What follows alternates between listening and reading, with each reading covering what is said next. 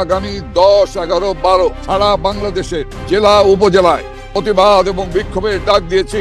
আগামী 13 তারিখ সকাল সন্ধ্যা ঢাকা মহানগর, ঢাকা সিটিতে আমরা লকডাউনের আহ্বান জানিয়েছি।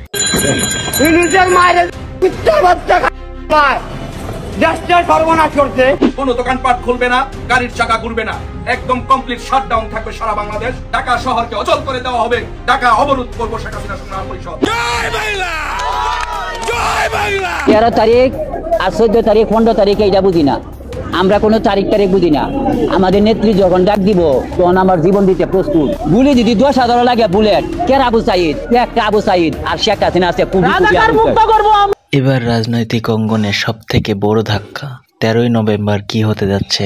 বিএনপি সহ সব রাজনৈতিক দলের বড় ধরনের চিন্তা বাসা বেঁধেছে মাথায়। ঠিক এভাবেই হুড়মুড়িয়ে ঢাকায় প্রবেশ করছে দফায় দফায় আওয়ামী লীগের মিছিল। টার্গেট একটাই, 13ই নভেম্বর ঘেরাও করা হবে ডক্টর ইউনূসের বাসভবন যমুনা। বিক্ষোভ মিছিল শুরু হবে আগামীকাল থেকেই। অবরুদ্ধ করা হবে রাস্তাঘাট, যার প্রেক্ষিতে লাখ লাখ মানুষ প্রবেশ করছে ঢাকায়। নিষিদ্ধ সংগঠন ছাত্রলীগের একটি বিক্ষোভ মিছিল বের করছে জয় বাংলা জয় বঙ্গবন্ধু স্লোগান নিয়ে। একটি ব্যানার হাতে নিয়ে কিন্তু তারা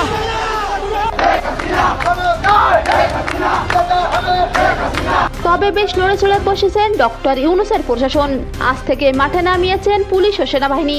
আজ থেকে আওয়ামী লীগের নেতাকর্মীরা সারা দেশে হামলা চালাতে পারে, এমন তথ্য দিয়েছে পুলিশের বিশেষ শাখা এসবি। তাই এ সময় বিশেষ সতর্কতা জারি করেছে আইন শৃঙ্খলা বাহিনী। সুপ্রিয় দর্শক, আপনার কি মনে হয় 13ই নভেম্বর কি সফল হবে আওয়ামী লীগের এই কর্মসূচি? শেখ হাসিনা বীরের বেশে আসবে ফিরে বাংলাদেশে। শেখ হাসিনা বয়ে নাই, রাজপথ চারি নাই। আমরা সবাই মুজিব সেনা বয়ে করি না বুলেট বোমা। এবার রাজশাহীতে স্মরণকালের বিশাল বিক্ষোভ মিছিল করেছে আওয়ামী লীগ ও ছাত্রলীগের নেতা কর্মীরা।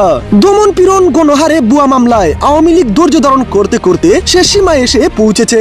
এবার নিজেদের অস্তিত্বের লড়াইয়ে এবার 13ই নভেম্বর মরণ কামড় দিতে ঢাকায় নেতা কর্মী জড়ো করছে আওয়ামী লীগ। তাই দেশের বিভিন্ন জায়গায় বেশ সংগঠিত হয়ে একের পর এক বিশাল বিক্ষোভ মিছিল করছে আওয়ামী লীগের নেতা কর্মীরা। এবার রাজশাহীতে স্মরণকালের বিশাল বিক্ষোভ মিছিল করে ইতিহাস গড়ল আওয়ামী লীগ ও ছাত্রলীগ।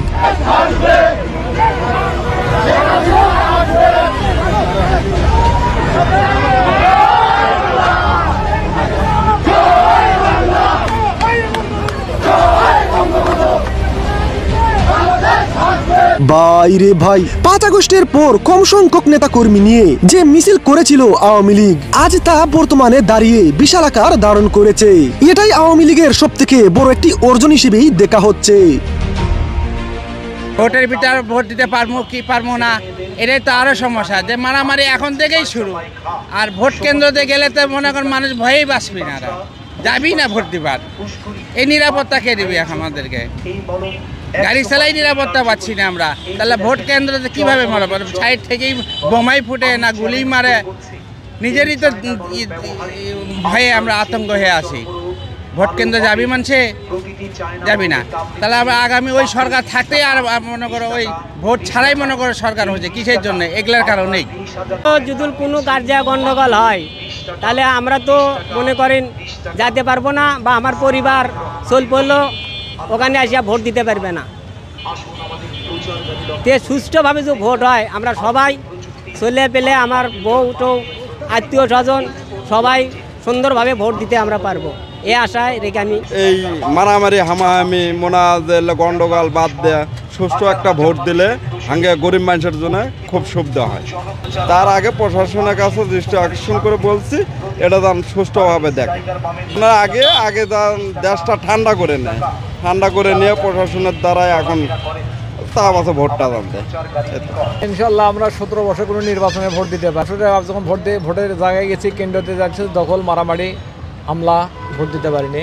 এবার আশা করা যায় ইনশাল্লাহ যে 17 বছর পরে এবার যে নির্বাচন আসছে, আল্লাহর রহমতে সুষ্ঠুভাবে নির্বাচন হবে। সবাই তো ভয়ের আতঙ্ক আছে, সবাই ভয়ের আতঙ্ক, মানে এই নির্বাচন হওয়ার দেবে না, এঙ্কা হচ্ছে। নির্বাচন যদি তফসিল ঘোষণা হয় তাহলে নির্বাচন হওয়া সম্ভব। আর আমাদের দেশটা তো আয়তনে খুব ছোট, জনসংখ্যা বেশি। এত বিশাল জনসংখ্যার কাছে সবসময় তো সবার মন জয় করা সম্ভব না, যার জন্য দলীয় কোন্দল, গণ্ডগোল, পারস্পরিক হিংসা এগুলো লাগে থাকবেই।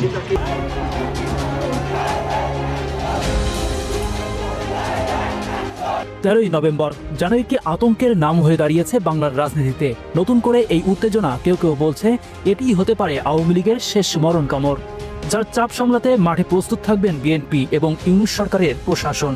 কিন্তু এখন শুধু আওয়ামী লীগ একটি রাজনৈতিক দল নয়, বরং সাধারণ জনমনে গত 15 মাসে যে বিদ্রূপ সৃষ্টি হয়েছে বর্তমান সরকার সম্পর্কে, তা নিয়ে রীতিমতো টেনশনে পড়েছে দেশের অন্যান্য রাজনীতি দলগুলো। আসুন এসএ নিউজের এক সাক্ষাৎকারে গণমানুষের বক্তব্য কিরূপ। স্বাধীনতা তো কোনো ইমপ্রুভ দেখি না, কোনো ইমপ্রুভ দেখি না। আমরা পাইছি খালি দুঃখ আর কষ্ট পাইছি বাবা, আর কি পাবো? আওয়ামী লীগ সরকারি ভালো ছিল বাবা। আমি একজন টিচার, আজকে মোটরসাইকেল চালায় ভাত খাচ্ছি, সংসার চালানো লাগবে না। এখন পরাধীন বাংলাদেশ, আগেই স্বাধীন ছিলাম। আওয়ামী লীগ সরকার খুব সুন্দরভাবে দেশ চালাইছে, কিন্তু ইউনূস সরকার এই দেশ চালানোর মতো যোগ্য না। কথা কইতে গেলে তো দোষ হয়ে যায়। যা দেখছি আওয়ামী লীগ সরকারই, শেখ হাসিনাই ভালো। আওয়ামী লীগ সরকার না আইসে আমরা নির্বাচনে অংশগ্রহণ করবো না। ভোট দিতে হইলে যদি সেন্টারে যায় তো নৌকাই মারমু, নৌকাই মারমু। আপনি যদি আমার বিপদের কলা খাওয়ায় ফেন দেন, তাহলে আপনার গীত গাম নাকি আর এক গীত গাম আমি।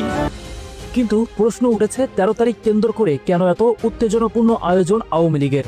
13 তারিখ বাংলার আদালতে শেখ হাসিনার বিরুদ্ধে করা ষড়যন্ত্রমূলক নানা আইনি কার্যক্রমের রায় ঘোষণা হতে চলছে, যে বিচার কার্যক্রম সম্পূর্ণ ষড়যন্ত্রমূলক বলে মনে করেন শেখ হাসিনা ও আওয়ামী লীগ সহ আওয়ামী লীগের মাঠ পর্যায়ে ও তৃণমূল নেতাকর্মীরা। বাংলাদেশে এখন যা কিছু হচ্ছে সবই হচ্ছে 1971 সনের পরাজয়ের প্রতিশোধ নিতে। আর দ্বিতীয় দফা পরাজয়, যেটা যুদ্ধাপরাধীদের বিচার করা হয়েছিল, সেই বিচারের প্রতিশোধ নিতেই বর্তমানে মুক্তিযুদ্ধের পক্ষের নেতৃত্বকে শূন্য করার জন্য চেষ্টা চালানো হচ্ছে। লকডাউন আহ্বান করেছে, এটা স্বতঃস্ফূর্ততার সঙ্গে বাংলাদেশের মানুষ পালন করবে। এই সরকারকে না বলবে, সাংবিধানিকভাবে এই সরকারের কোনো ভিত্তি নাই এবং জনগণ তাদের না বলবে।